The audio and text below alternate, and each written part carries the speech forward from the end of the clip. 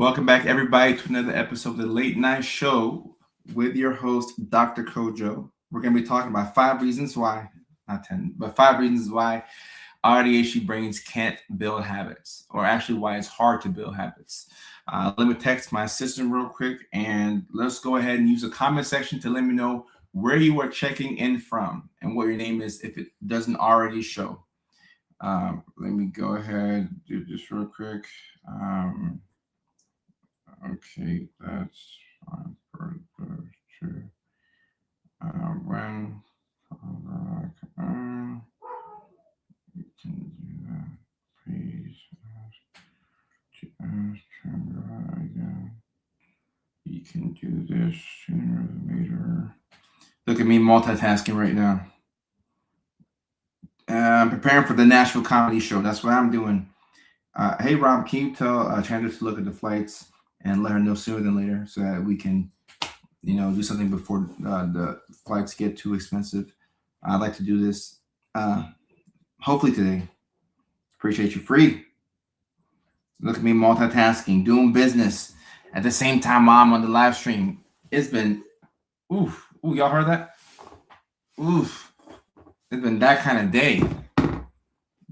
We got James checking in from Portland, Oregon. James says, glad YouTube notified me. So shout out to YouTube. I'm happy that they're notifying my subscribers when I go live. So YouTube, thank you very much for that.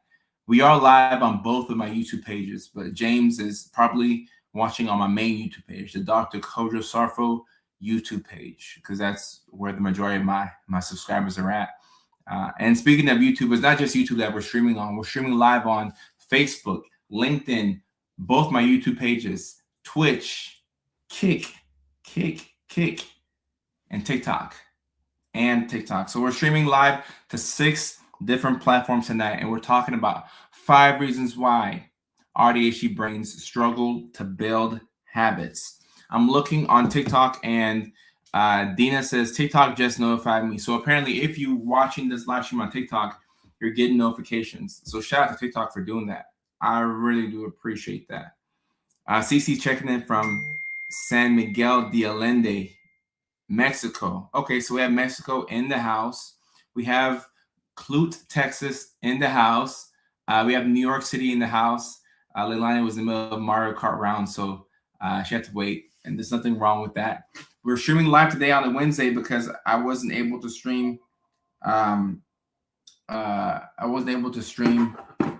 Yesterday, so that's why we're streaming Wednesday, and also we will stream tomorrow, so Wednesday and Thursday. So we got a doubleheader, but not doubleheader, but a back-to-back live stream prepared for y'all.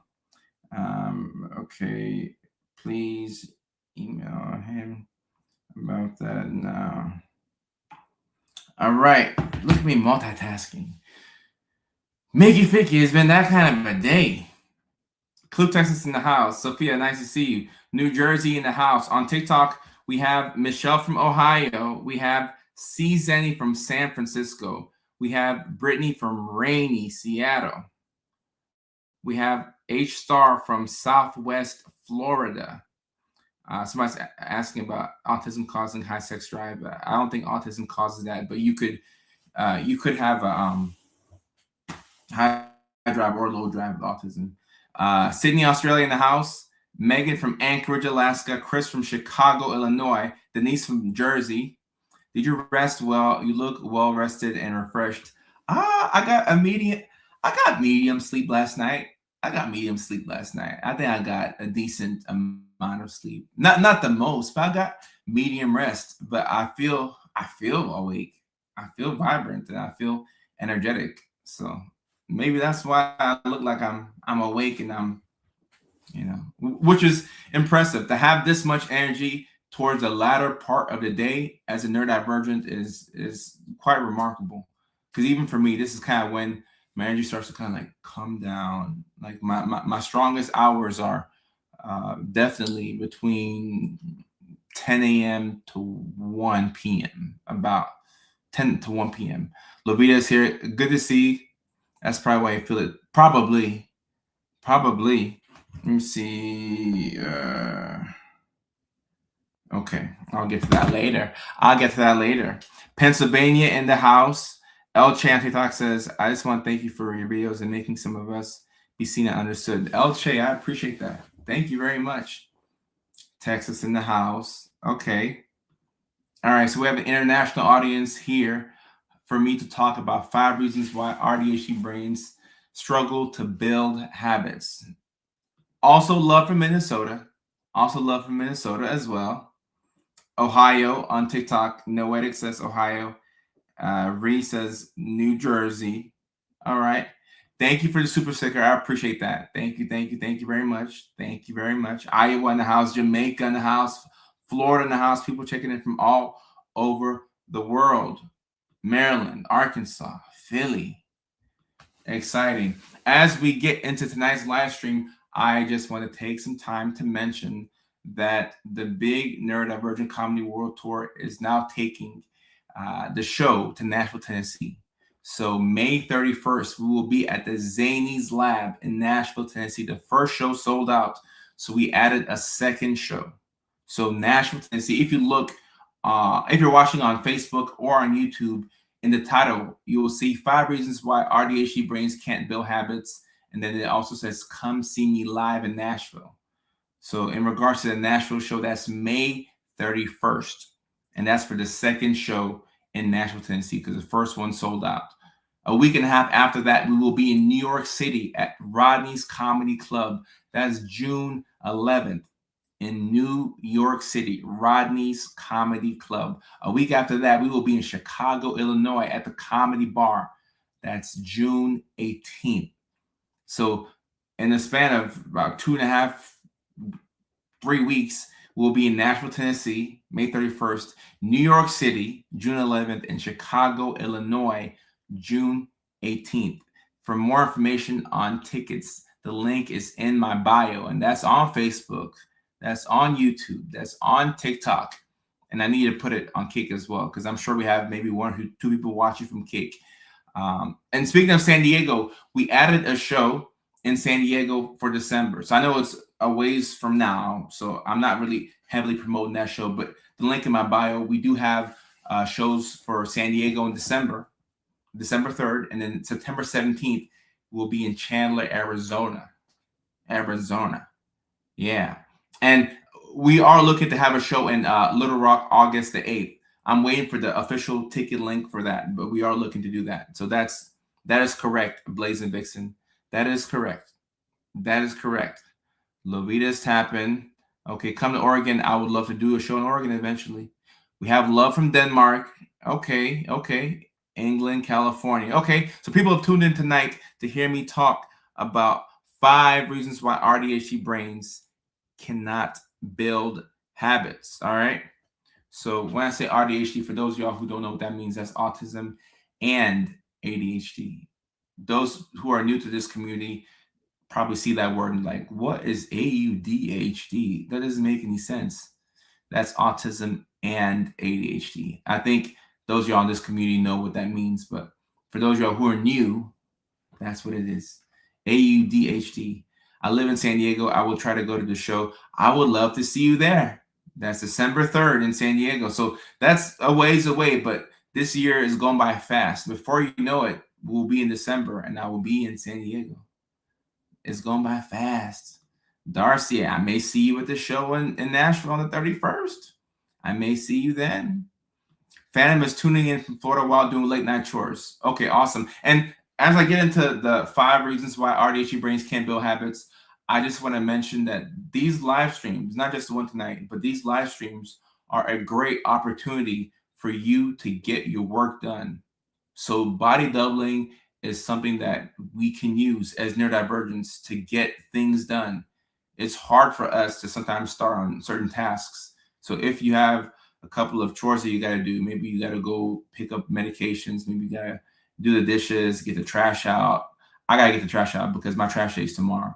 But whatever you have to do, you can do it while you're on this live stream. Okay, so we can knock out 2 birds with 1 stone. We can listen and be entertained and educated while also getting a couple of things done around the house. All right, so just keep that in mind. All right, and Speaking of my list, here we go. 5 reasons why AuDHD brains can't build habits. Number one, you spend weeks researching the habit instead of starting it. And guys, this is what we call avoidance. And I've spoken about this before. This is one of the most frustrating things about being neurodivergent. This really sucks. This part really sucks. And James is listening to this at work. That's how you do it. As long as you don't get fired. James, I don't want you getting fired. So between you and I, I'm not gonna tell your employer that you're watching YouTube at work, right? We'll just keep this between us and the people on this live stream. All right. So number one reason, and these are not in any particular order, okay? But this is a really big problem as to why it's hard for you to build habits. In order to build a habit, you have to start the thing, right? If you want to complete something, you want to see a task all the way from initiation to completion, guess what? You actually have to start the thing. If you don't start it, there's a 0% chance that you will complete it. Okay, so we have to start. You have to start. However, we have this tendency to avoid things. Starting things is very difficult, and stopping things is very difficult. So if this is how you live your life, how are you getting things done?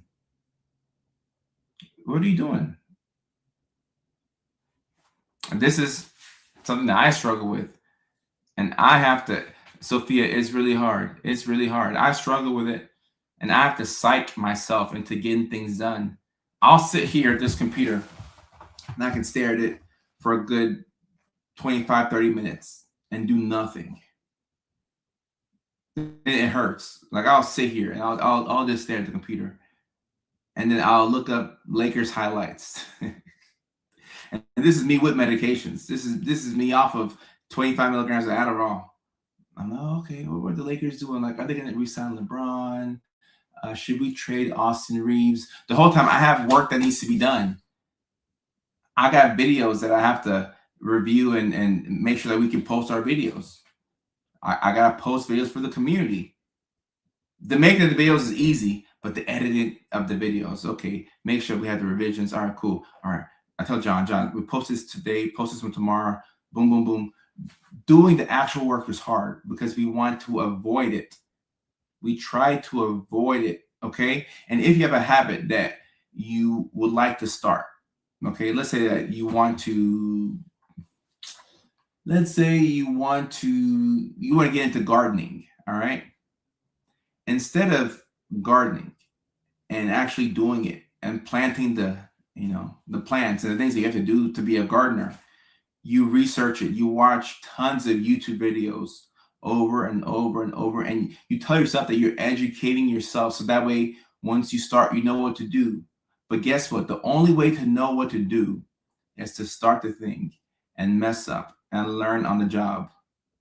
All true learning is done on the job. You cannot think your way into getting better at something.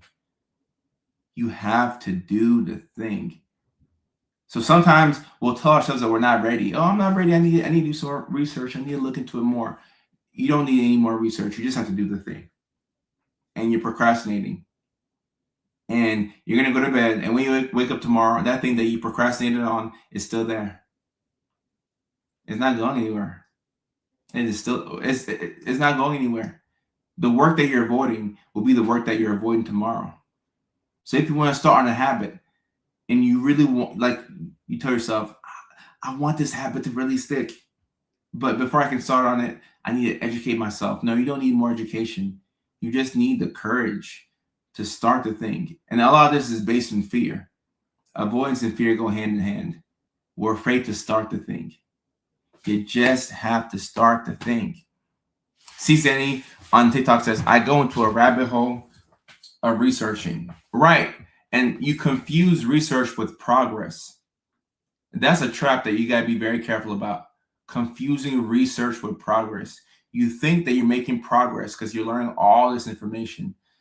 but you're really just entertaining yourself.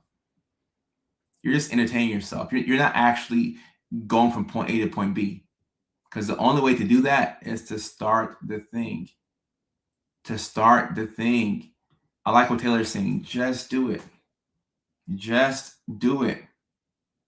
Just do it. And Samantha brings up a good point. I have to use reward systems for myself to force myself to get things done. This is what I do. This is one of my secrets, my many secrets on how to deal with the neurodivergent brain. I need something to look forward to. So I'll say, okay, if I do this, I get to watch the game tonight. If I do this, I get to go out tonight. We'll go out after the gym. We'll go out. We'll eat. We'll reward ourselves. We'll go out to the lounge. I don't go out often, but say, hey, I'll go out tonight if I can get this thing done. And sometimes I don't even go out after I get the thing done. I just tell myself that if I go out, I'll do this, because the brain needs something to look forward to. You got to trick yourself into getting things done. Yeah, Sophia, you got to trick yourself. You have to trick yourself into getting things done. Someone says, all my life, since I was a child, I have wondered what is wrong with me. Nothing is wrong with you. You just have a different brain. You just have a different brain. And Samantha on TikTok says, I have to put my shoes on and my purse to get tasks done. It gives me the urgency. I'm wearing my shoes right now. I'm in the house. I don't need to be wearing shoes. Well, I mean, I don't have to wear shoes right now because I'm in the house. But guess what? I'm wearing shoes because it makes me productive. I'm in the house. I don't need to wear pants right now, but I'm wearing pants because I'm on the live stream. And on top of that, it makes me more productive if I'm wearing pants. If I'm dressed up like I'm supposed to go somewhere, I'm just more productive. So you have to figure out what makes you more productive. Whatever moves the needle from here to there. All right. Once you start the habit, you have a chance of building it. But if you avoid the habit, then no, you won't build it.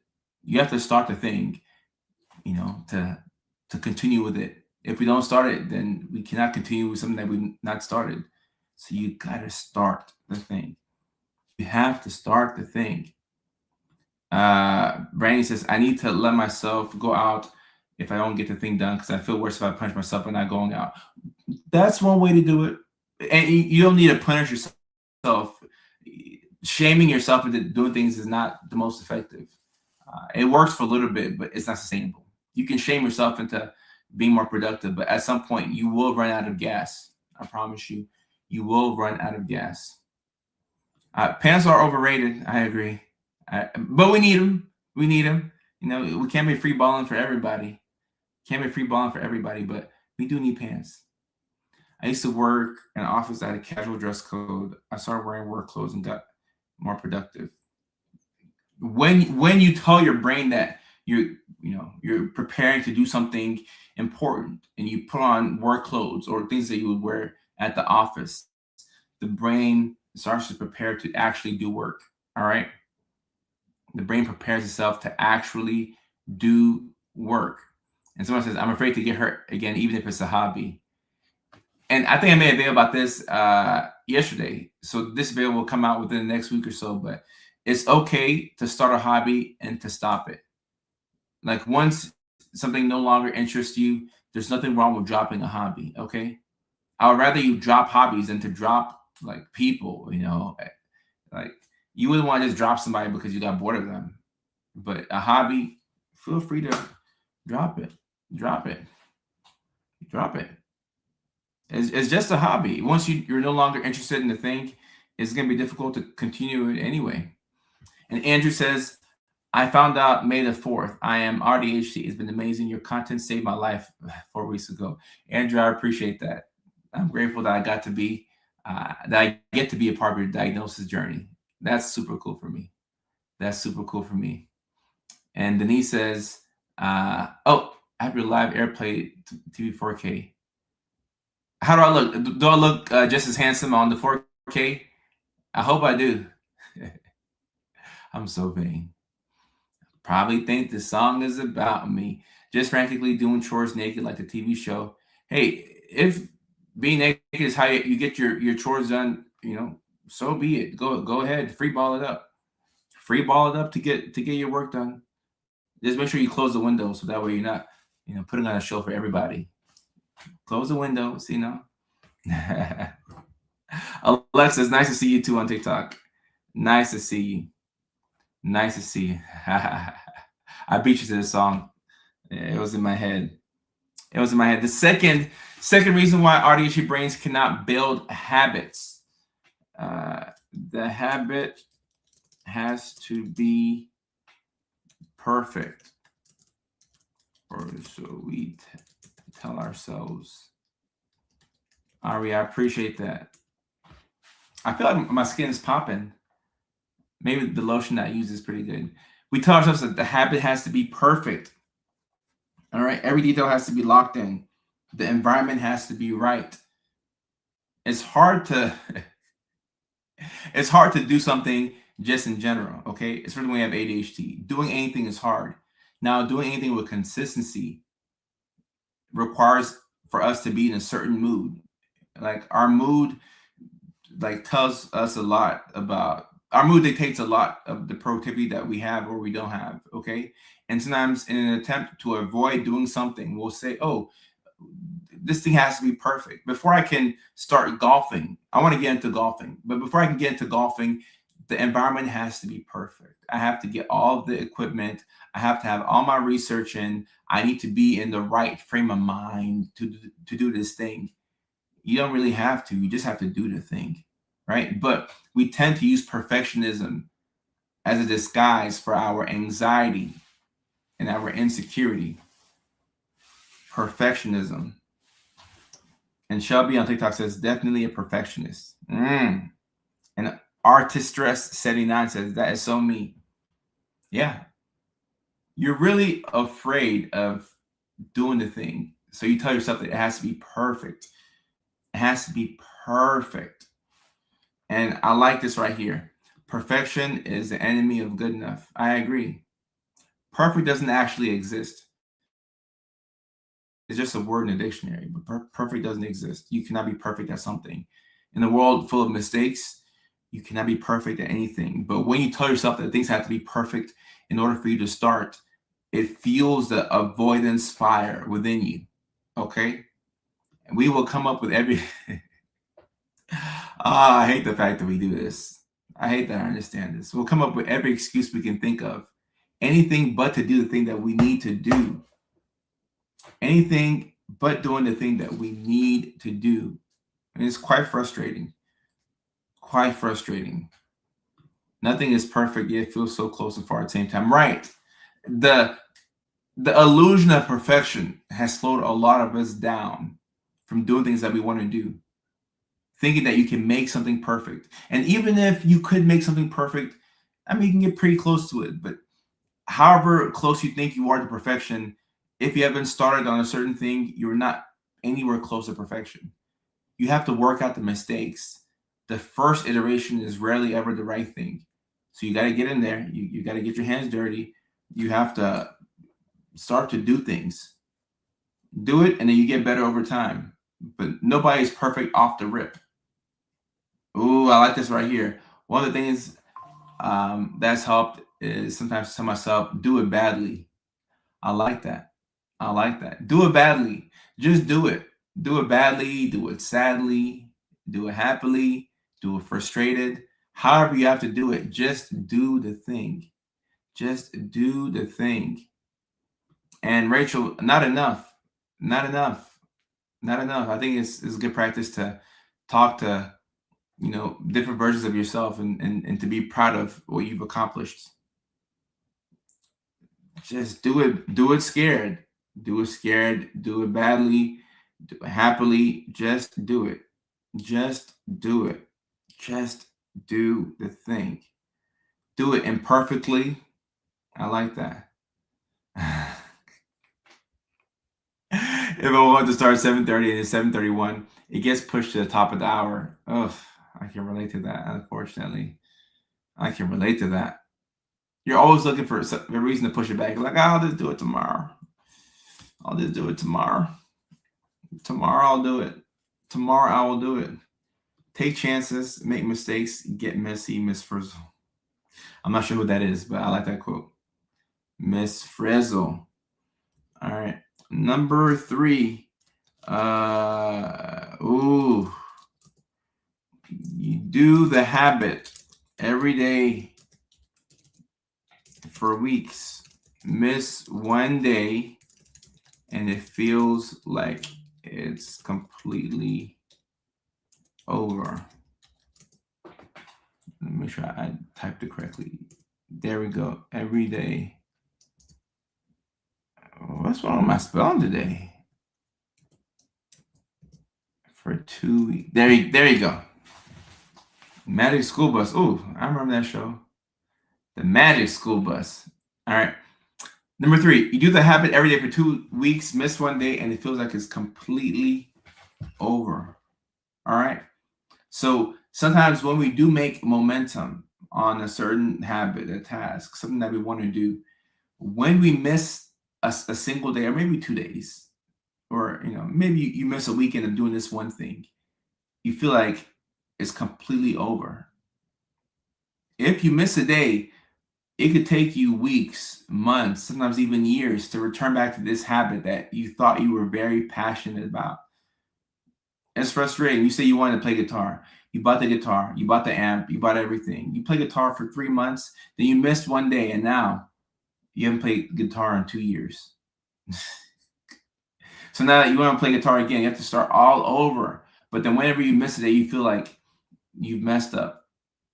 You're ashamed, you're embarrassed to go back, and you feel like your streak is over. We're very streaky people. And this is primarily the ADHD part, some autism as well, but primarily the ADHD. We tend to be very streaky people, very streaky. And I find that it's best to use your streakiness to your advantage. If you have this tendency to be streaky, how can we put together a couple of days of a good habit? And I mean, at some point, yeah, inevitably it will end. But how can we put together a couple of days of good habits? Maybe we brush our teeth for 6 days in a row, then we miss a couple of days. Okay, let's get back on it. But we tend to be streaky people. 1 or 2 weeks journaling to catch up. Yeah, we're streaky people. Rachel says, or like once I introduce a new habit and one falls off. That's definitely another thing, because we have brains that are designed for depth. Our brains are really designed for constant switching of tasks. So if you have autism, ADHD, your brain is designed for depth. It's really designed to focus on one thing and to go very deep with that one thing and to be passionately interested in that thing to where you become obsessed with it. And obsession, is going to beat talent every single time. So if you're obsessed about one particular thing, you can do that with excellence. All right. But it's difficult to do 5, 6 different things when you have a brain that's built for depth. Because when you go deep, it's hard to go wide as well. We like to think that we can do everything. We can't. When you realize how much work goes into making one thing good, it makes you do less. A lot of work goes into making one thing good. So somebody who's doing 5, 6 different things, at some point, something is gonna suffer. Something is gonna suffer. Like going to the gym, those are the days. It's like you got off from the gym. And look, even for me, whenever I take 3, 4 days off from the gym, normally when I'm traveling, that first day, I don't have my best workout. I have a little baby workout, something slight, nothing too crazy. But at least it gets me back in that flow of, okay, all right, cool. Like I'm back at the gym. Like I'm getting into that rhythm once again. I'm getting to that rhythm. My biggest issue is insomnia. It affects the rest of my day. And yeah, insomnia is a big issue in this community, because if you can't go to bed, then how can you wake up on time to start the day off? Like you win the day in the mornings, and you win the mornings by winning the night. So if you can't win the night and go to bed on time, how can you win the morning? If you can't win the morning, how do you win the day? So once again, that's a cycle of insomnia and not being able to, be consistent with anything. Everyone love. I appreciate you. I appreciate you. It is why I can do a project or generally clean, but I can't do both at the same time. Uh, Potentially. And this could be what I was saying earlier about having brains that are designed for depth and not for constant switching of tasks. Now you can multitask, and theoretically, multitasking is not the most effective thing you can do to, um, you know, to be effective with things. But you can multitask, but you got to pay the price somewhere somehow. You got to drop a couple of balls. If you have a lot of balls that are up in the air, you're going to drop a couple inevitably. You will drop a couple of balls. Pause. Pause. Pause. All right. The fourth reason why it's hard to build habits. Okay. Okay. The habit works until it stops being new.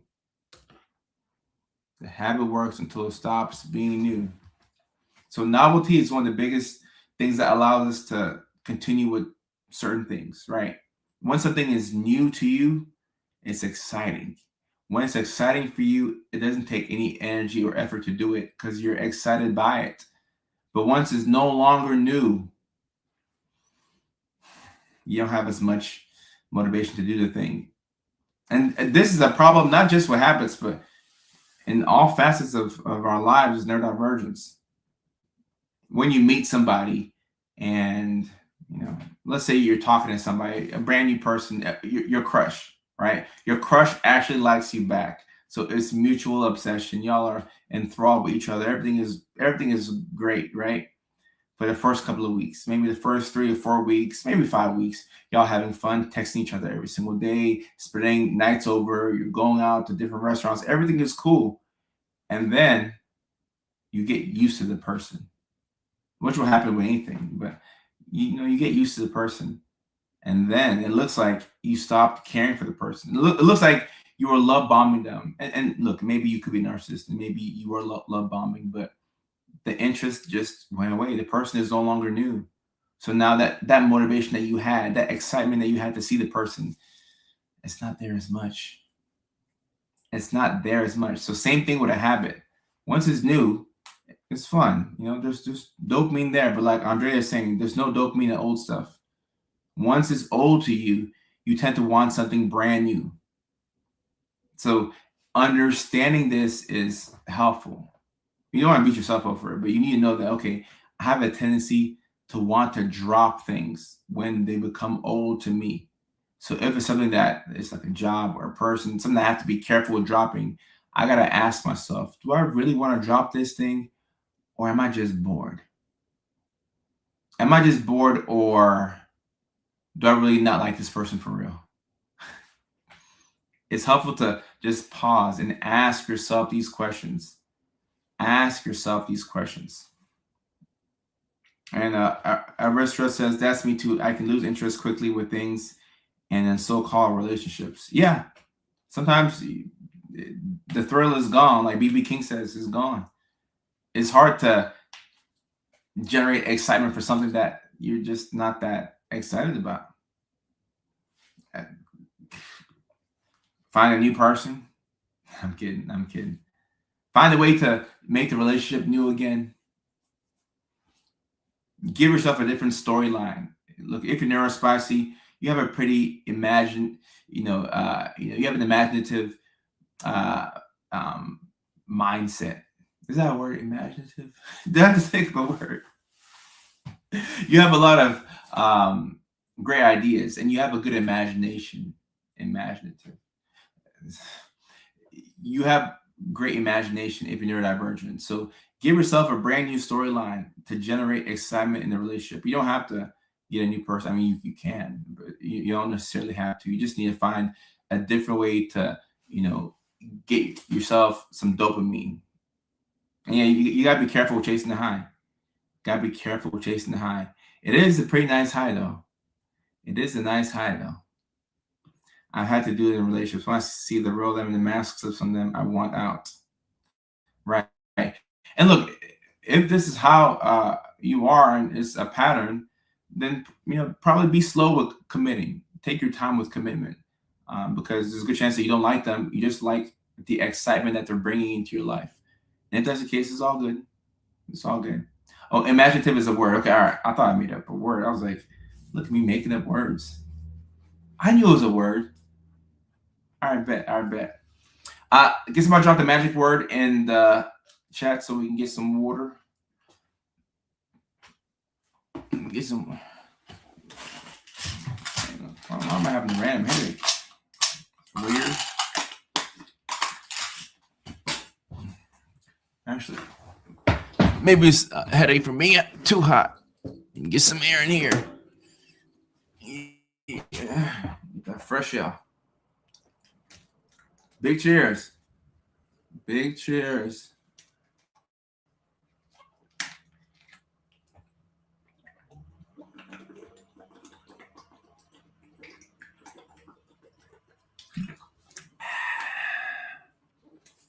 I'm a little dehydrated today. Hey, Shasti, we see you. Hey, Shasti, we see you. I wish I'd known this 20 years ago before I got hurt bad several times. Well, hey, now you have this information, so now you can do better. Shasti, up, up, up, up. Come on, come on. Good zone, good zone, good zone. If you have been in a relationship for a long time, reintroduce dating, probably so, because you tend to, we tend to kind of take people for granted, and we get a little bored sometimes. So, it could be helpful to date your partner all over again. Maybe do like the weekly date nights, or something to keep things spontaneous. Yeah, my dog does have blue eyes, so they want to see your eyes. You may be hard to see, but this little troublemaker blue eyes. Shasti! I hate being controlled how I approach others when I have good intentions and mean no harm. Okay. Looks like yours, huh? Let me see. Okay, so now the fifth habit. Okay. So. You want to get down, don't you? All right, that's fine. Get down. Get down. You good? I ain't gonna judge you. All right. The habit only works when everything else is working. Everything else is also working. So this goes into routine, which is how we get things done. Routine. I appreciate that. Thank you so much. Someone says, were you on the dating show? I don't know. To my knowledge, I was not on any dating show. So I don't know. Maybe it's another black guy. On TikTok, somebody's asking that question.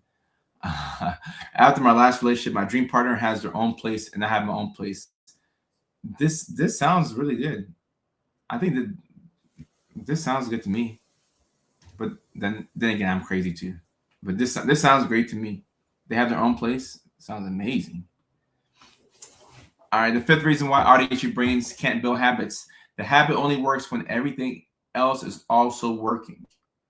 When everything else is also working. All right, so when you're getting good sleep, when you're getting good exercise, when you're in a good flow, when you're not too depressed, like when everything is right.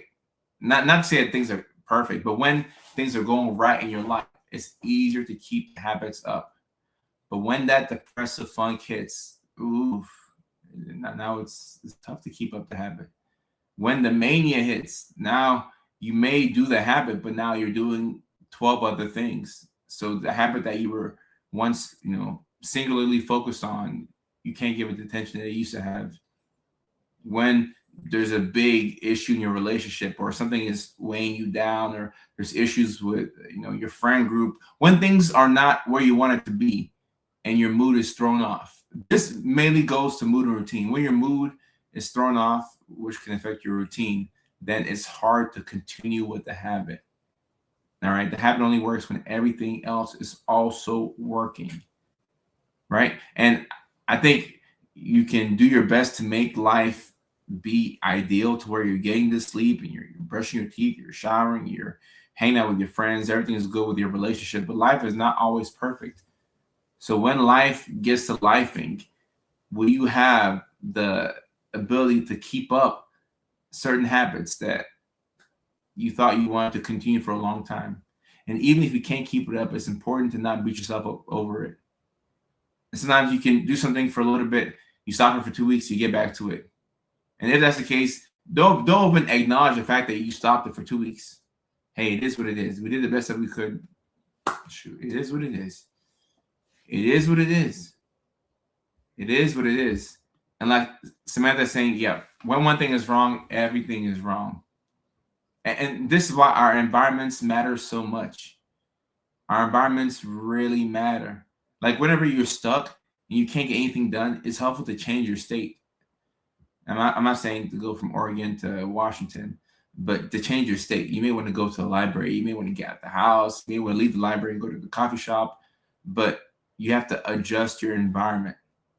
We are very sensitive to our environments, more than the average person. And it's important to know that. And Royal says, finally officially diagnosed in my 50s is like a light switch was turned on. Congrats on the diagnosis, Royal. Zoe looks like my aunt's dog. One blue eye and one brown. Oh, okay, wow. These new breed of Australian Shepherds are becoming interesting. And number 4, Sandy, was the habit works until it stops being new. So pretty much the dopamine running out. The dopamine running out. And mania is not a thing with ADHD. More so what it is hyperfixation, right? ADHD hyperfixation can look like, manic behavior. At the same time, you can also have ADHD and bipolar disorder. So it's important to distinguish between the two, or the fact that you could have both, right?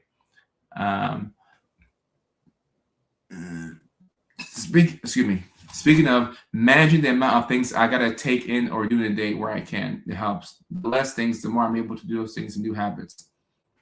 This is also important right here. We don't have the capacity that we think we have. And I make this mistake all the time. Where I think I have the ability to do more things in a day than I actually do. Like, it's a rookie mistake that I still make. I will write out my to-do list and I'll put 11 different things on the to-do list, like, oh, we're gonna do all this stuff tomorrow. Knowing good and well that I'll probably have the capacity to do like 3 things really well. Shoot, that's it for Thursday. And then maybe another 3 on Friday. That's it. I can't do 8, 9 different. Doing 8 or 9 things in a day it's kind of insane. And we have days where we can tap into that manic energy and get some stuff done. Yeah. But doing 8, 9 things consistently every day, that's kind of insane. That's not normal. That is not normal at all. 3 is good. 3 is good. Anytime you get into the multiples, that's good. Oh, you did 2 things today? That's good. 3 is good. 2 is good. Even 1 is good. Even 1 is good. If you can get you a small one every single day, take it. If you can do 2, 3, 4, awesome. But don't try and get 8, 9 different things done in a day. Now, if you're playing the catch-up game, sure, you have to. But generally speaking, and Kim says, I have 2 kids, so this dissertation has been impossible to work on. I know some of us have kids and responsibilities. So, like Jessica's saying, yeah, 1 is excellent. 1 is excellent. I'm learning how to drive is the most stressful thing. I'm getting told to do like 8 things. Right. You gotta break it down and make it easier for yourself. And the more you do, the more you drive, you become better at it. The first time that we all drove, we were scared to merge on the highway. We were scared to like switch lanes. And now some of us drive with, your phone in your left hand, a Red Bull in your right hand, snacks in your lap, and you're using your forearms to steer the car. We become so comfortable. But at one point, we were really afraid to drive. And then now look at us just driving on a highway, distracted, trying to watch TikTok at the same time. Ain't that crazy how we go from being scared to, becoming overconfident? And don't be distracted and be on TikTok while you're driving. All right. I know we do every now and then, but don't do that. I think it goes without saying, don't do that. But the person who's driving, the more you do it, you become better at it. You know, the only way to get good at something is to do it. It's kind of like when you kiss somebody for the first time. Like the first time that you kiss somebody in high school or middle school or college, whenever it was, you were afraid to go up and kiss that girl, or girls, or for whoever you're into. You're afraid to go up and kiss that boy. Remember in middle school when you would go up and you would hug, like, somebody from the opposite sex, and then your friends and then their friends would be like, oh my gosh, you hugged them. You hugged them. It was such a big deal back in the day because we were young and we were innocent. It's like, oh my goodness, like, oh my gosh, they hugged. They're officially, like, back in the day when you hugged somebody, that made you a couple. It's like, oh no, like Ashley and Kyle are dating. They hugged each other after the second period. They're a couple now, and now, we're growing and we're like, adults are shocking and whatever. But at one point, you're like, oh, hugging was such a big deal, right? Yeah, Jocelyn, back in the day, boy drooled all over you. Oh, okay, yeah, probably when you're in middle school. I hope no grown man is drooling over you today. It's like, we're grown. We should be drooling. In middle school, I'll give it to you. High school, I'll give it to you. Oh, yeah. All right. Okay, cool. Yeah, because he was nervous. He saw a pretty girl and he wanted to kiss her. So he was just like, So anything that you're afraid to do, anything that you haven't done, you're going to be scared to do it. A first kiss, driving for the first time, a new hobby, new habit. And like I said, the only way to get better is to do the thing. You just have to do the thing. Jeanette, I'm happy you came across this live stream. And go ahead and subscribe to the notifications so that way YouTube can let you know whenever I go live. Because somebody at the top of this live stream said that YouTube gave them a heads up that I was live. So that's super cool. That's super cool. And Johnson says, I think he was just scared of my brothers. But hey, he went for it. Oh, he kissed you with your brothers in the area? Now, that's a brave soldier right there. That's a brave soldier right there. And Donna says, in the UK, we used to have pretend marriages after you had your first pecker. We were so innocent back in the day. Oh, my goodness. What happened to our innocence? What happened to it? What happened to it? Aaron says, discovering that I may be AuDHD. Should I learn more about it on my own? Look, it's never too early to learn about autism and ADHD, especially if you identify with it. Some people will self-diagnose, and obviously, if you can get an official diagnosis, that's better. But if you can identify with the conditions, there's nothing wrong with learning about it, because some of the things that you learn could help your life out. It could really help you out. So nothing wrong with learning preemptively. Being vulnerable is beautiful. It can be. It can be. It definitely can be. I have to be fabulous and do everything, or I get stuck and can't be productive at all. Right. Sometimes, once again, as I was talking about earlier in the live stream, we have two modes where it's like, all right, I'm either on or I'm off. And there's no area for nuance, which is a tough way to live. So we have to give ourselves some space to, have that gray area. And if you're choosing between on or off, it's best to actually be off more. Because when you're on, you're thinking about what you should be doing, what you could be doing, what you're not doing. If you're going to be in your head, just stop wanting to get a certain task done and give yourself that mental relief. Give yourself that mental relief. Aaron, no problem. I appreciate you. No problem. Right. Be off. Be off. And Ellie says, my 3 girls went to primary school in the UK. That's what y'all call it. Y'all call it primary school. I think we call it, I think the equivalent is elementary or middle school. I don't think primary is high school. How do you learn to live in the gray area? Well, practice. Good things do come. You got to practice. You have to practice living in the gray area. And it's helpful to know that it's probably not your default. like at your default, you want to either go all the way in on something or be all the way off, right? So it's okay for there to be some nuance, right? So if you have a day where you wake up and on your to-do list, you have to do 3 different things, but you woke up and you're like, all right, today is one of those days where I ain't got the energy. Like I'm tired. Like I just ain't got it within me today. That's okay. That's fine. That's fine. We're gonna do it tomorrow. You have to give yourself the room to not be perfect. Letting go of perfectionism will solve this right here. That overwhelming desire to be perfect, yeah, if you can let go of that, good things will come, you'll be fine. If you can learn to let go of the perfectionism, yeah, you'll be good. Yeah, you'll be good. But you have to learn to let go of it, which is hard. But you have to learn to let go of it. In other words, start making mistakes. Like right now, start making mistakes. Start making mistakes right now.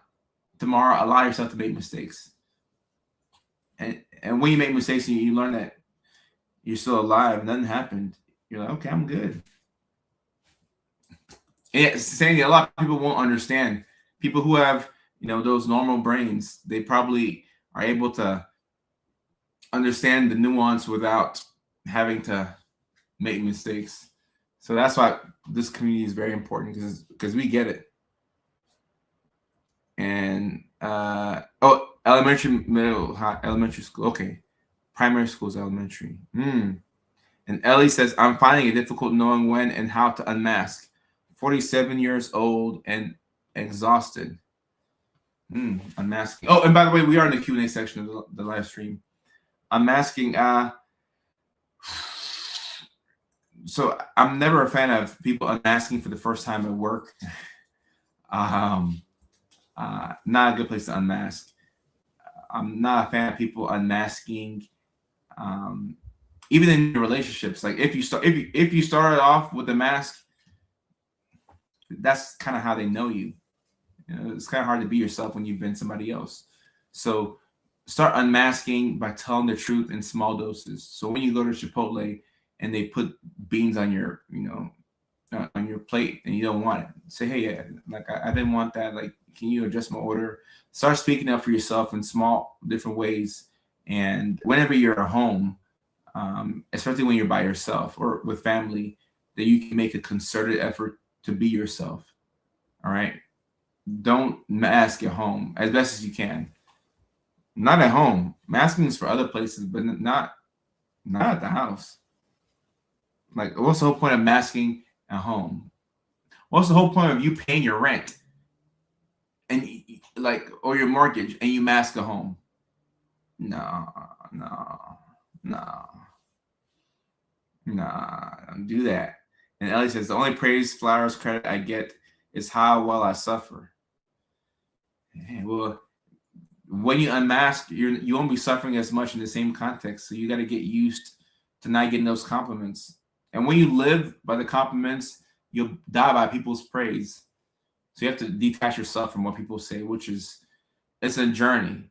So there's nothing wrong with being 47 and learning how to do life all over again. Like, that's what I've learned from people who get diagnosed later in life.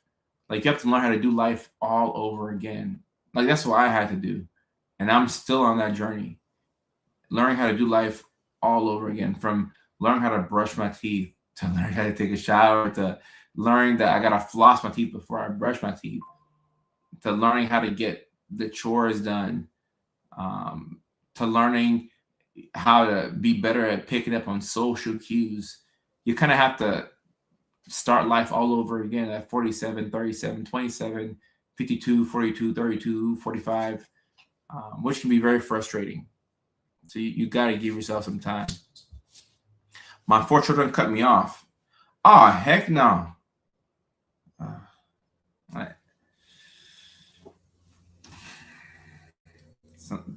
Sometimes it's like that, and obviously you can't force them to reconcile with you, but you can do your best to move forward. I'm sorry to hear that, though. I'm sorry to hear that. And Emma says, people hate me when I just don't care anymore, but I'm nice to people I feel comfortable with. Not caring will really help you out. Like the biggest thing that's we're dealing with right now as Americans, and I'm sure all over the world, is stress. Stress is a killer. Stress will kill you. Stress will age you. Stress will kill you. Stress can lead to strokes. Stress can lead to cardiovascular disease. Stress, stress, stress, stress, stress, stress, stress. A lot of us are just too stressed out. It's too much, and it's all the time, and it's like you can never have any break. Too much stress. So when you care less, that's a great antidote to being so stressed. Just reduce your cares, reduce your worries as best as you can. Something like you got to care about. But if you can drop something, drop it. I'm not married, but work is killing me.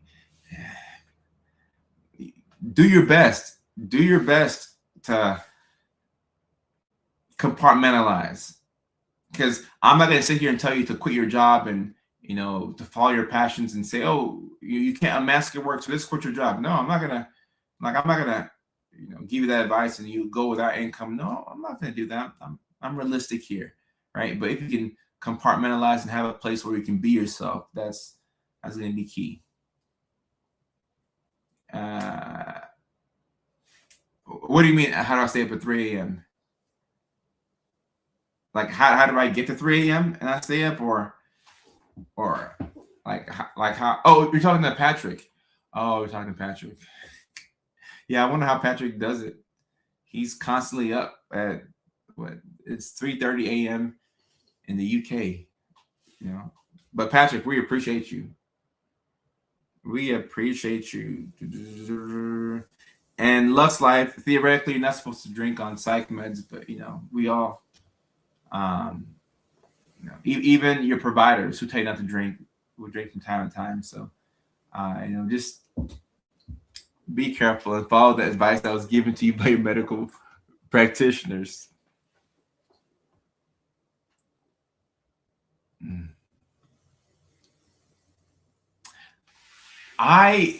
This is my default, actually. Like, it's actually pretty easy for me to stay up until 3 or even 5. If I didn't have to have like I have to be up in the morning. I got responsibilities and emails, and so I live a day shift lifestyle now.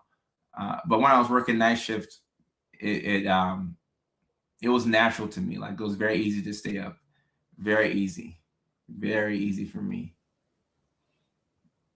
Kyle says, I've masked for so long that I'm able to have healthy social interactions, but I'm so good at masking. My psychiatrist can't see my autism or how socially difficult I am. No, Kyle, this is one of the biggest reasons why people don't get diagnosed in time, because you become so good at being somebody else that it's hard to get that diagnosis. And this is why a lot of women, when they hit that stage where they're dealing with perimenopause, they naturally unmask because they reach a breaking point. So, Kyle, a lot of people who are like you or in your shoes will reach a breaking point where they can no longer mask. And at that point, you cannot hide your autism. Look, you can only hide the autism for so long. It's going to come out. Whether it's tomorrow, next week, next year, 2 years from now, you can only hide the autism for so long. You can only hide it for so long. It will come out. It's within you trying to come out. It'll come out eventually. And Ellie says, he's not lying. It does come out. Yeah, it comes out. Jessica says, age 44, diagnosis. It's coming. Megan says, I'm in those shoes too. And Emma says, Lord, I feel like I'm going through it and I'm 30. It's a good time to learn yourself, 30. The older I get, the sadder. Hey, it's all good. It's all good. Lorita, take care. And look, nothing wrong with getting sleep after you have a night of poor sleep. When I have one night of poor sleep, it shuts down everything. Shuts down everything. I'm part of the group of cannot mask anymore. There's a lot of people here who cannot mask anymore, apparently. I'm cleaning at 2 a.m. Let me see. Leah, good to see you. I've been good. Amy says, if it wasn't for me going through menopause, I would have never even believed or realized I'm neurodivergent. A lot of people have the same experience. I'm looking on TikTok. Someone says, diagnosed at 44 after spending most of my day in an office with special ed teachers. Oh, wow. That's how Mariah found out on TikTok. Spent most of the day in the office with special ed teachers.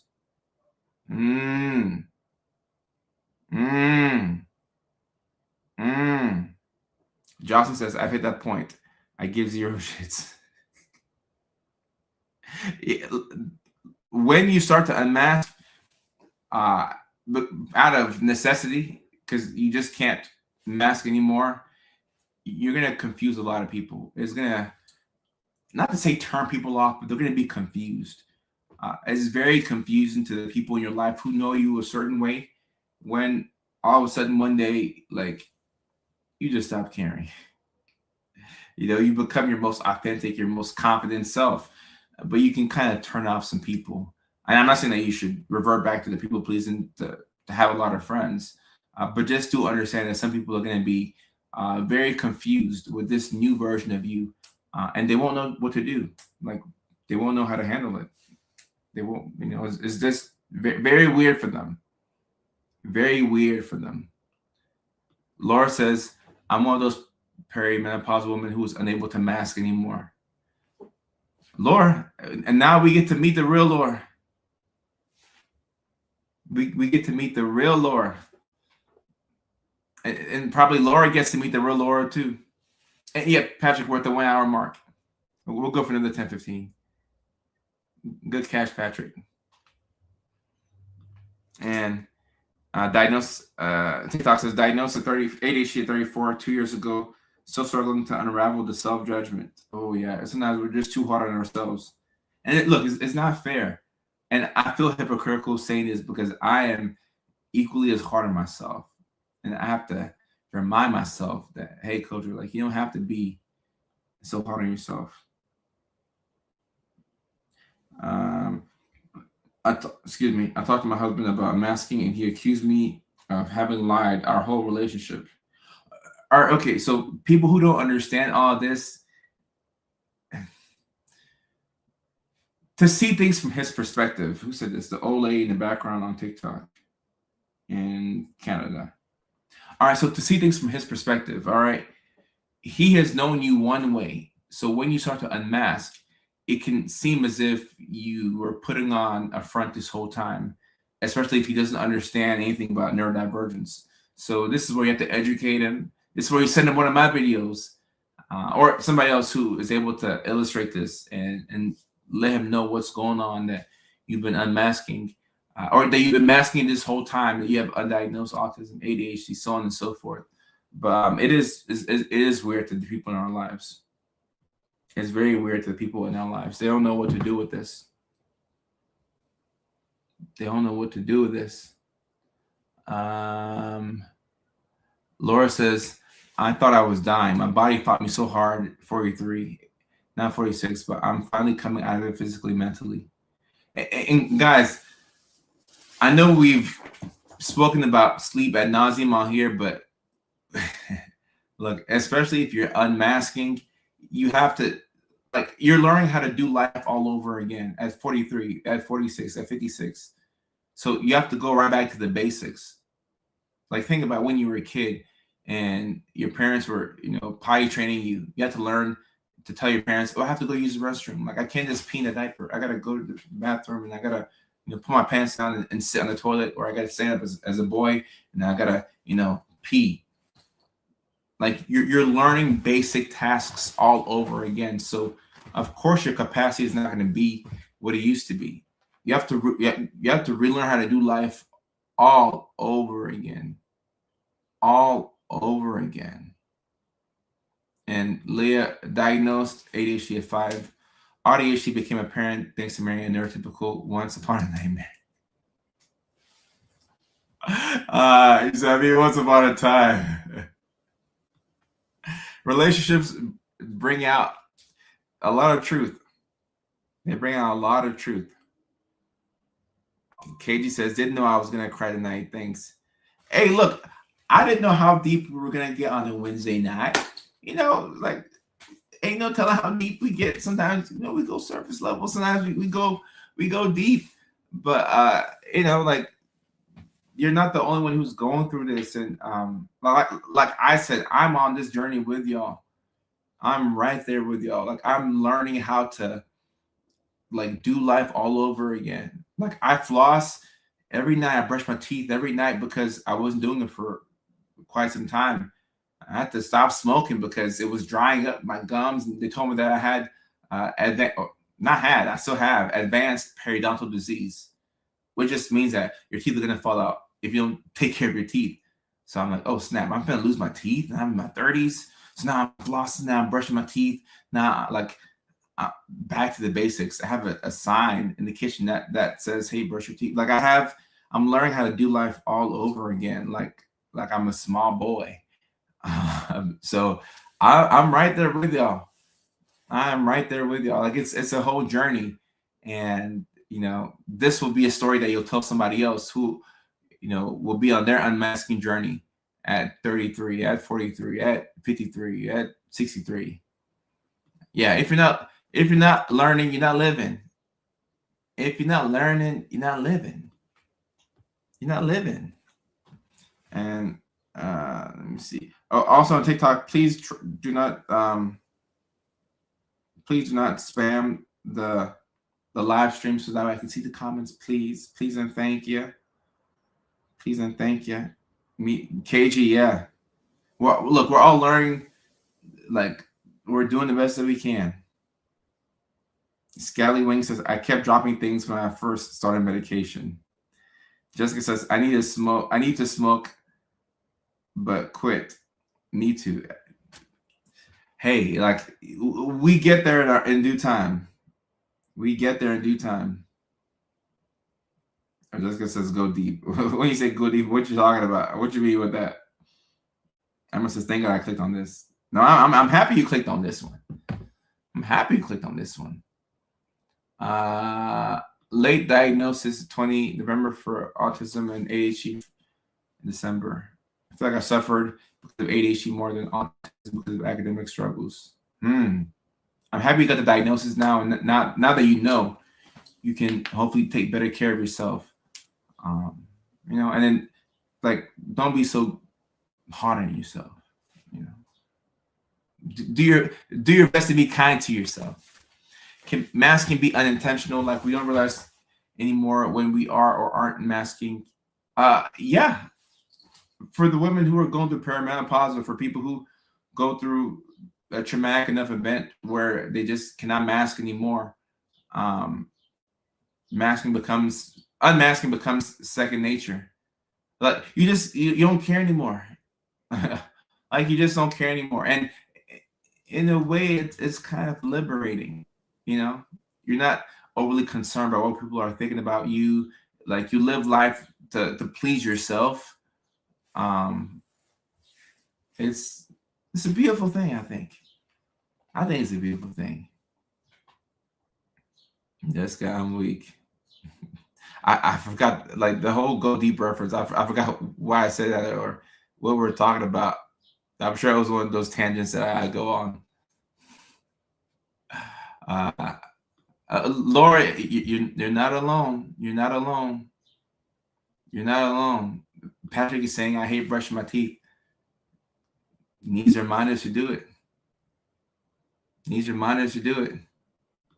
Ooh, eating soup with a fork because you have access to a spoon. Ooh.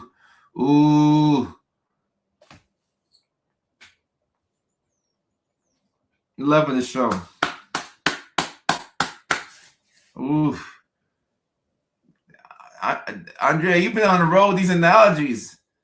The past couple of weeks, you've been on the road with these analogies. Okay. Andre the Great. You've been on the road with these analogies. I like this.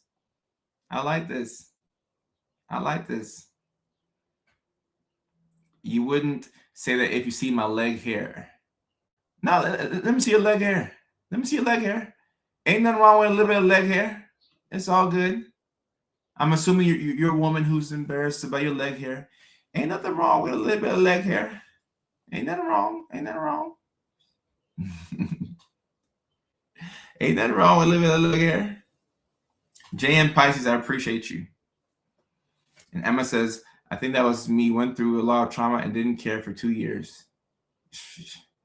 The trauma will do it. Are there life coaches that have experience for this? I'm sure there's coaches that definitely help with this, for sure, because this is a big thing. This is a big thing. And Ritual Vibes, we actually do these live streams every Tuesday and Thursday at 9 o'clock Eastern time. So I missed yesterday's live stream, so I just pushed it. I pushed yesterday to today, and Thursdays is just the normal one we have every Thursday. It's beautiful to unmask. We're very scary. Oh, facts. Those are both true. And Aaron says, I went to the dentist yesterday, told him it had been a struggle, hadn't brushed my teeth much. I know.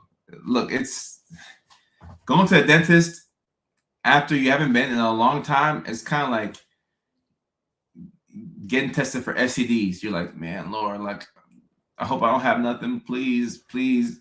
I don't want nothing. Please, please. Like, God, I hope I don't have any STDs. Please, please, please. It's so scary to make that appointment because you're like, what's going to happen? Are my teeth going to fall out? Like, what's the dentist going to say? Like, do I have cavities? Do I have to do another deep cleaning? Which is all more expensive than the regular cleaning and more painful, all because you didn't brush your teeth. And I know that, from personal experience. I know that. I know that. Unfortunately, I know that. Yes, there's a direct link between childhood trauma and neurodivergence. Yeah, there's a greater likelihood of CPTSD, complex post-traumatic stress disorder. I had 3 burnout moments in my life. Ooh. Respect. Not sure, but hurts like hell. I was wondering where my bubble butt went. What happened to your bubble butt? Ellie, what do you mean by that? That's funny. No, I have a cavity. Hope my boca. Oh, cavities too, which can be painful. Fillings, root canals. I mean, the dentist. My goodness. A favorite philosopher. I don't think I have one specifically, but I'm influenced by a lot of the readings that I've done. I love history, so I like to read about people like Walt Disney, Napoleon, Steve Jobs. I just try and take lessons from people in the past and see what can be applied to my life. Christine, we're really live. We are really live. We're going to Dentist Smart to get fitted for dentures. So embarrassing. The shame and the guilt that we have is part of what is holding us back. And yeah, it can be embarrassing, but we can't do anything about the past. Like, the past is the past. We have to do the best to pick up the pieces and prepare for the future. But you did the best that you could with the information that you had. Just know that you did the best that you could with the info that you had. And just trying to get mentally prepared for all the steps for taking the shower is exhausting. Oh no, it is. It is. You ever took a shower? You ever got in the shower and like you're halfway through and you realize that there's no towel in sight and you have to make a run for it? You have to run halfway across the house, free balling. I'm free balling. I'm naked. I'm dripping. There's water everywhere. You might slip. You're looking for a towel. You ever did that? And you're like, okay, I hope nobody's home. Like, I hope none of the windows are open. Like, I don't want to give nobody a free show. There's a lot of preparation that goes into taking a shower. It's a lot of preparation. A lot of preparation. Amy, we're talking about unmasking. unmasking. I was trying to file my taxes for 2 years. The IRS, like they are public enemy number one when you have ADHD. You know, like having to file our taxes sucks. Right. You're streaking across the house because you don't have a towel. Like, we're going to keep it real here today. Are we going to lie or are we going to tell the truth? We've all been there where you have to streak across the house because you didn't have a towel. You're just hoping that nobody's home. Hoping that nobody's in the neighborhood. Emma said, I just get a t-shirt. Well, sometimes you forget to have anything. So I got a free ball across the house, you know? And then, like your free ball, you're looking around to see if anybody can see you. You're like, okay. Hey, look. Why do we do that? My goodness. Why do we do that? Haven't filed my taxes in 3 years. I think you can go up to 3 years without filing your taxes. I think. I'm not sure. I think. Don't quote me on that. That's what I was told. Take a shower, hair wash at night. Look, it takes preparation. Luckily, I have clothes in the drawer next to the sink for a few times. Forgot my towel. Look, this is the system I talk about. Like, if you know that you tend to, forget towels, and like I'm that same way. Now I have a whole bunch of towels in the restroom. I have like maybe 8 towels. So you won't see me free balling and streaking across the house anytime soon because I had to do that on multiple occasions. I'm like, all right, coach, like we don't need to be free balling. Like let's come up with a plan. And that's what I did. Came up with a plan. Taxes are the worst. Taxes are the worst. I hate them too. I really hate them too. Let me see. Have crutches for your known handcuffs. Out of there with penalty. Yeah. IRS. My goodness. Hand towels are for. I've used hand towels to clean myself off. Aaron Kitty and that's funny. Aaron Kitty. That's hilarious. That's funny. Aaron Kitty. That's hilarious. Aaron Kitty. No more towels for me ever again. Just gonna leave a tip jar outside my front door. That's funny. Pest looking at you crazy because my dog knows to close her eyes when I'm, running around the house, naked. She knows. This is my journey. I appreciate you. Thank you so much. And I saw something I want to address right here. Something I have wanted to do since I was a kid, stand-up comedy. Have no idea where to start or how to do it. All right, so I can speak on this as somebody who does stand-up comedy. Speaking of stand-up, I'm live in Nashville May 31st at Zany's. So link in the bio for tickets. The first show sold out, but we still have tickets for the second show. And to answer your question, if you want to do stand-up comedy, you need to look up open mics in your city. So open mics are this thing where you go to, you pay $5 for 5 minutes of stage time, and you can go and say jokes and see people laugh. And after you have a couple of jokes that people are laughing at, then you can go do an actual show. And shows where you're talking to strangers and you're letting them know things about yourself or things that you find to be funny. And you just got to do it. The only way to get better at stand-up is to do it. The whole point and purpose of me going on tour and going all across America is to see what jokes work, to make jokes, to have people laughing, to make jokes that people don't understand. Like you just get better by doing it. And it's time consuming. It is, but it's a big goal, for me to put out a comedy special, which I will do. So start with open mics and tell your story, or things that you find to be funny, and see people laugh, and then eventually you look to see if you can book a local show. And I hope you do this. I really hope you do this. I really hope you do. And Brandon, I appreciate you. Thank you very much. I hope you do this.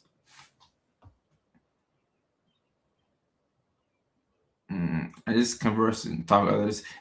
Look, it's different to be funny with your friends and to be funny on stage is two different things. Is two different things. Completely different worlds. Aaron, you did miss the show in Nashville. The show in Nashville was May 31st, so you did not miss it. And Mystic Soul Society. I cannot wait to see you and meet you in Nashville as well. I cannot wait. Kim, I'll see you in Nashville. I cannot wait. And Jessica's in Chicago. Or she's saying Chicago, so it could be in Chicago. We'll be in Chicago 2 weeks after Nashville. Milwaukee must be next. I would love to get Milwaukee on the list. I would love to get Anchorage, Alaska on the list as well. I've flown through Anchorage a couple of times, but I've never been like actually in Anchorage. So I would love to check out that town. I never heard you tell a joke. Well, come out to a show then. Yeah, I still do practice in psychiatry. I still do. Psychiatry in the daytime, nightclub comic in the nighttime.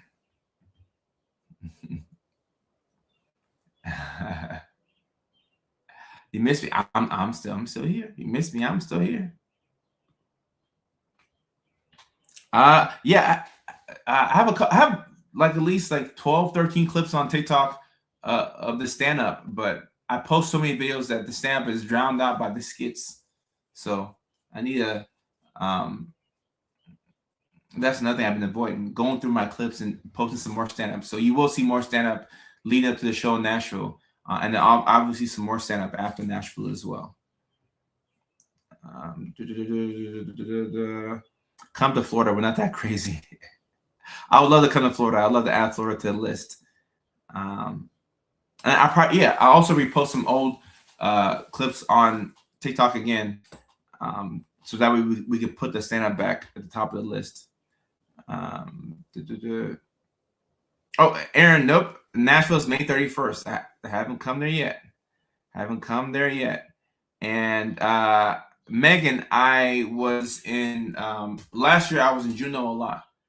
I spent a lot of time in Juneau, Alaska. I did like 3 shows in Juneau, like 2 smaller shows and 1 big show at the Alaskan Hotel and Bar in Juneau, Alaska. So I love Juneau. I love Juneau. I've never been to Fairbanks. I would love to come eventually. I have a lot of supporters in Fairbanks. Now, I feel like there's a lot of neurodivergence in Fairbanks. That's just my intuition. Something tells me that there's a lot of my people in Fairbanks, Alaska. That's what I feel internally. So I would love to come there. Love to come there. Ellie, I'd love to come to Florida. I know people, this is an ADHD trait. Feel like I need to think more before I act on my life. You could just be annoying. I'm kidding. I mean, as somebody who has ADHD myself, I do feel like I have been a burden to people. And I'm sure I've been annoying to a lot of people in my life and in relationships. And like, I don't try to be annoying. If there's something I'm doing that I can, pull the reins back on to make life easier for others, I will. But I'm sure people are annoyed by me. That's fine. That's fine. That's cool. It's cool. No, this is my first show in New York City. My first show in New York City, June 11th. My first show in New York City. Yes, I was doing my monthly shows in LA, but with me being on the road, it may be like every other month in LA. So I'll let y'all know the next time we have one in LA for the hometown crowd.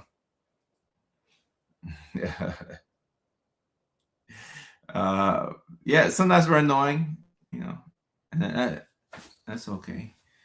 You ever make it out to Texas? JM, we were just in Houston. We kicked off the tour in Houston. Houston was the first stop in the tour. We started off with a sold-out crowd in Houston, Texas. What an amazing town. I love Houston. I love neurodivergence in Alaska. Okay. Look, I love my time in Alaska. Like I loved my time in Alaska. I love like I would love to just go to like I may just find a weekend where I'm not touring and go to Anchorage, and just enjoy Alaska. A very peaceful place. At least for me, it was peaceful. I liked it. Nobody wants to come to Texas. No, I like Texas. And we probably will have an encore in Houston. Houston was a great town. Great town. Great, great, great town. Great town. I've never been to Buffalo, New York. I like to come there eventually. I love to come to Buffalo eventually. And Sky Huntress, I was in Juneau. When was I in Juneau? I was in Juneau last year, like February. That looked like summertime. Yeah. So I was like summertime. Summertime, I'd say. Megan says, I'm from Texas and it's too damn hot and getting hotter. That's why I stayed in Alaska. Yeah.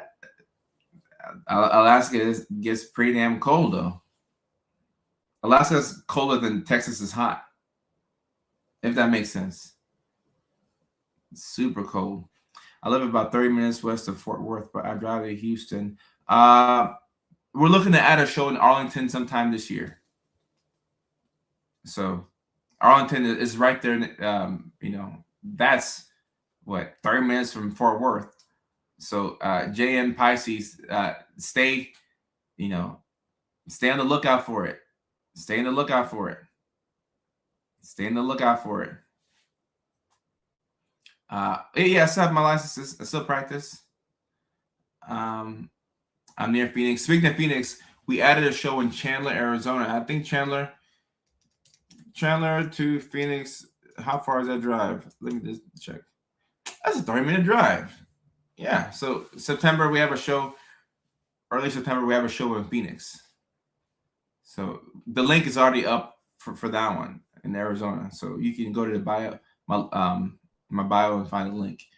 So yeah, that's already up, and then the San Diego show is already up as well. And then obviously Nashville May 31st, New York June 11th, Chicago June 18th.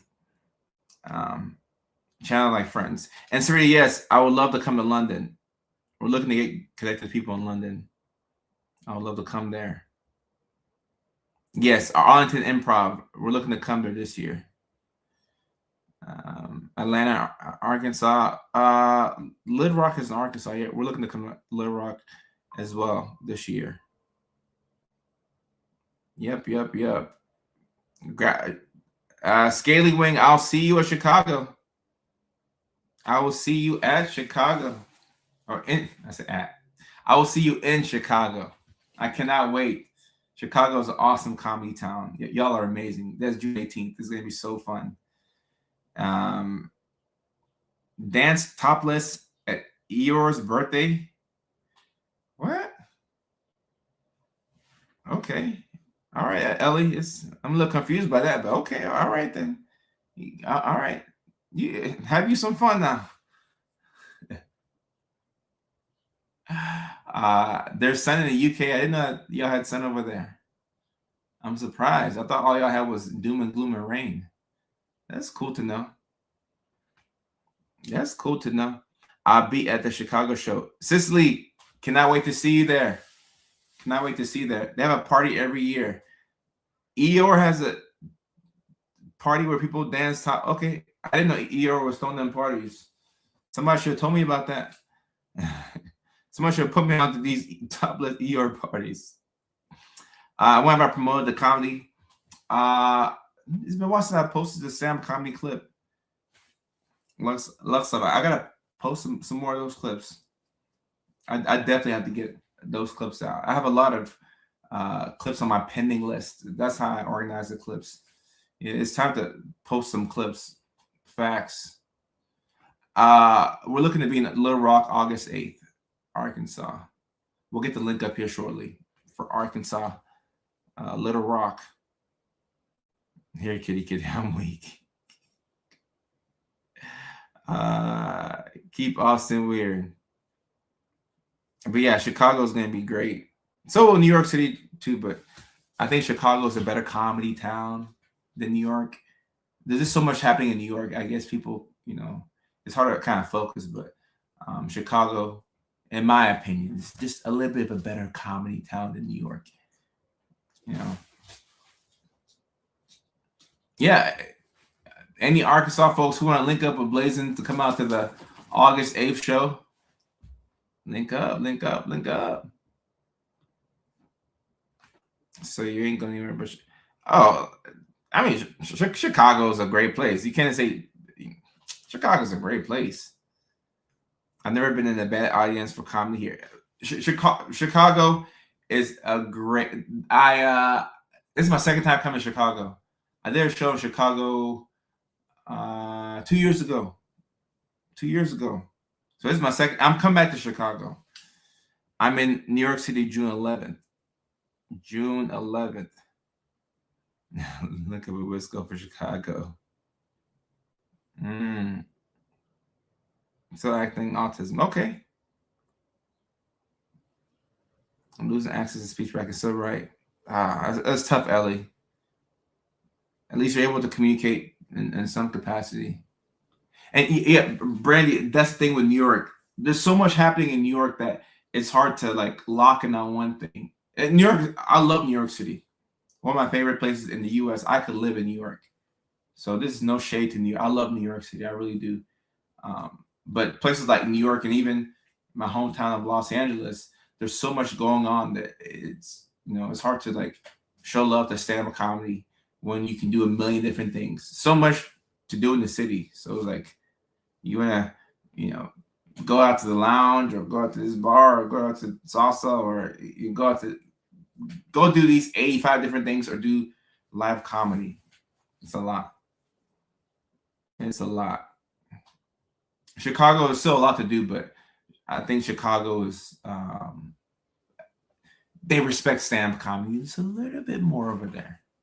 Just a little bit more Chicago. And I appreciate that. And let me see. Let me read off the dates that I have right now in the link in my bio. Let me see. We have Nashville, Tennessee, the second show, May 31st. That's at Zany's Lab. Then we have New York City, June 11th, at Rodney's Comedy Club. Then we have Chicago, Illinois, June 18th. It's a Thursday.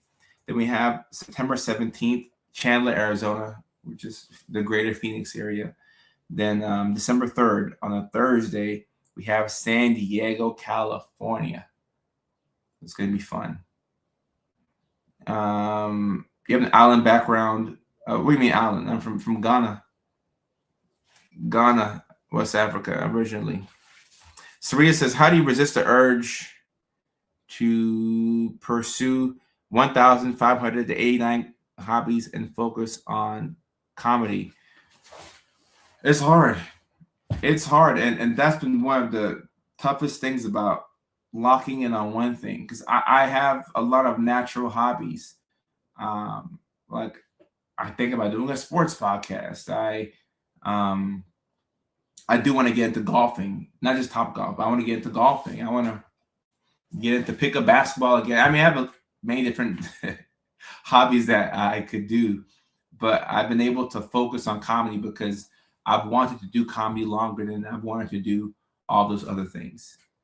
Comedy has been like since I was a kid. I've always wanted to do comedy. I've always loved jokes. I've always loved stand-up.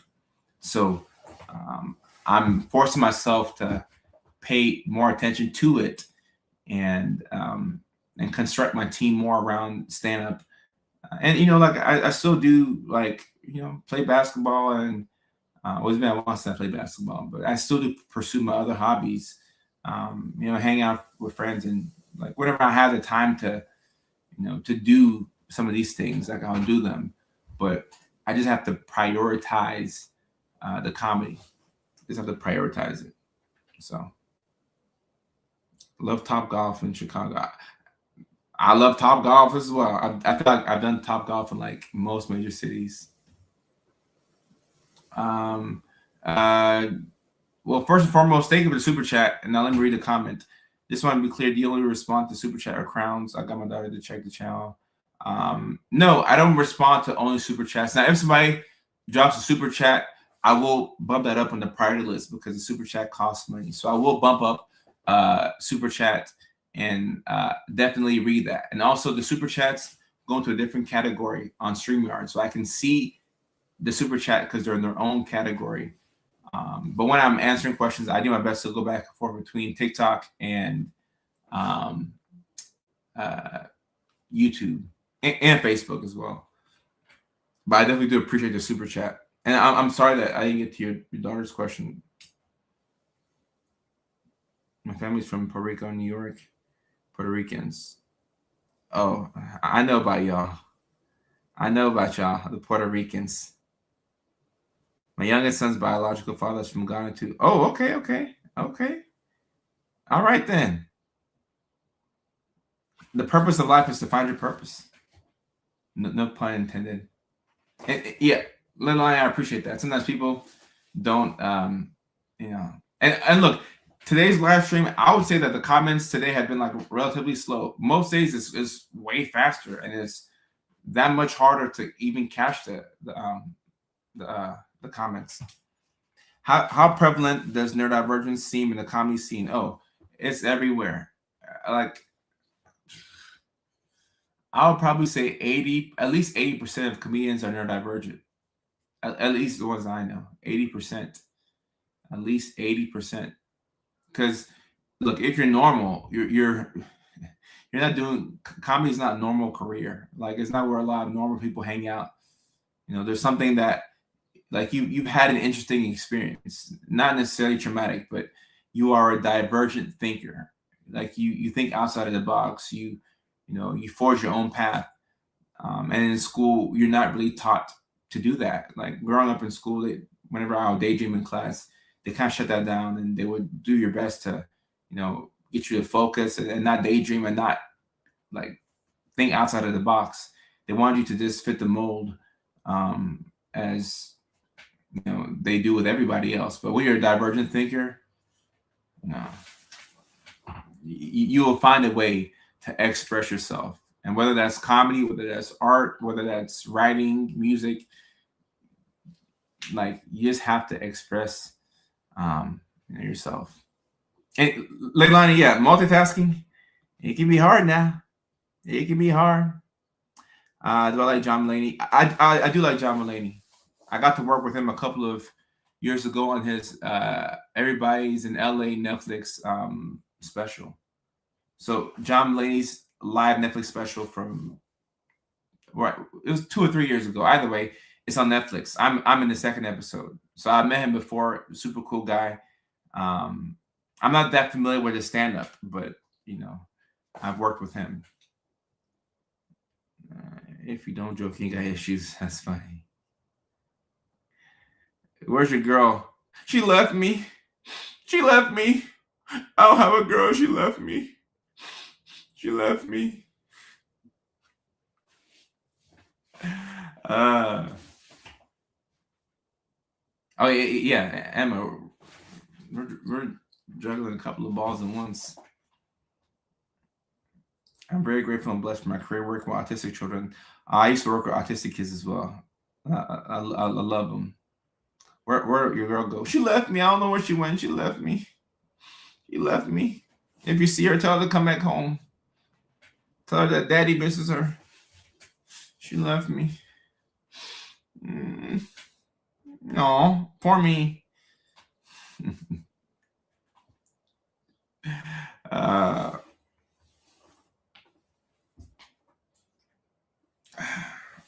But yes, actually, let me write that down somewhere. We need to go through and post a lot more comedy clips, especially with these shows. I'm just writing a note to myself. Let's get these clips posted. We have a lot of new skits dropping for y'all, so I'm excited for that. A lot of skits that will hit the interwebs within the next week or two. And let's get get these comedy videos and get going. Especially this weekend. This is the first weekend in almost a month that I'm not going to be on a plane. So I've been doing a lot of traveling on the weekends. So it's going to be cool for me to sit in one place and go through my videos and figure out what I'm going to post. So that'll be very cool for me. Share this with copy link.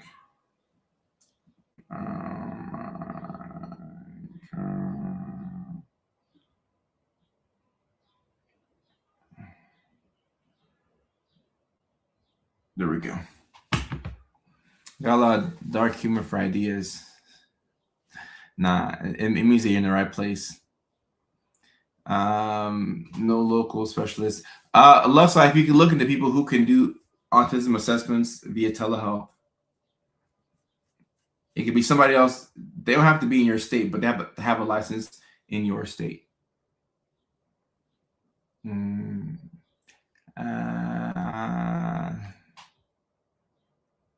Yeah. But yes, as one thing that I'm going to be hammering on, a point that I'm going to be, perseverating on, as I talk about my comedy career, is also, you all pursuing your purpose. Because as neurodivergents, we have a lot of abilities and a lot of talents, and there are things that we can do that we would do it if we weren't concerned about other people's opinions. And I think that's something that we should all look into. Whether it's comedy, whether it's acting, whether it's writing, like different ways to express yourself. And it's free therapy, and it's also something that helps you unmask. That's another reason why I enjoy comedy. It's an unmasking thing for me. It's just really me returning back to who I always was, and doing that while getting some laughs along the way is a very special thing for me, and it's a very personal thing. So, I hope everybody finds something like that they truly love, that they truly, truly love. I rubbed my ankle again to your page to follow you. I appreciate that, Ellie. Thank you. Thank you. I'm just happy you followed. I'm happy you followed. So yeah. Is it despite a wrong motivation to pursue? Oh no. Look. For those of us who are neurospicy, spite is one of our biggest, unfortunately, motivators. There's nothing like spite to spur us into action.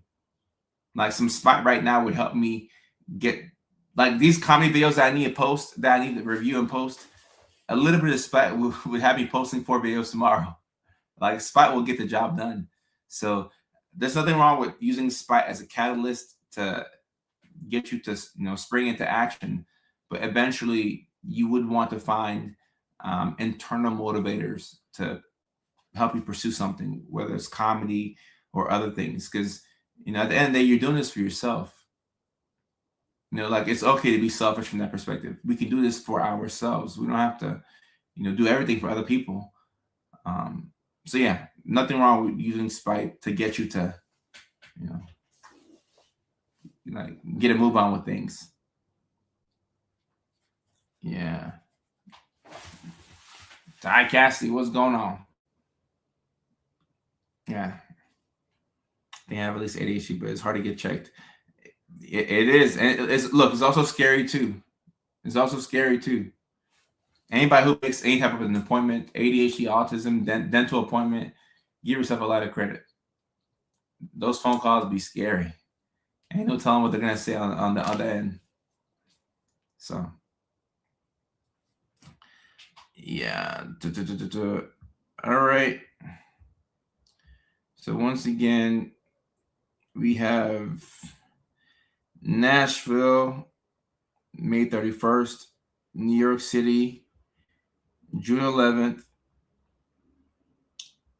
Chicago, June 18th, Chandler, Arizona, aka Phoenix, greater area, September September what day? September 17th, a Thursday. In San Diego, California, December 3rd, a Thursday. All right.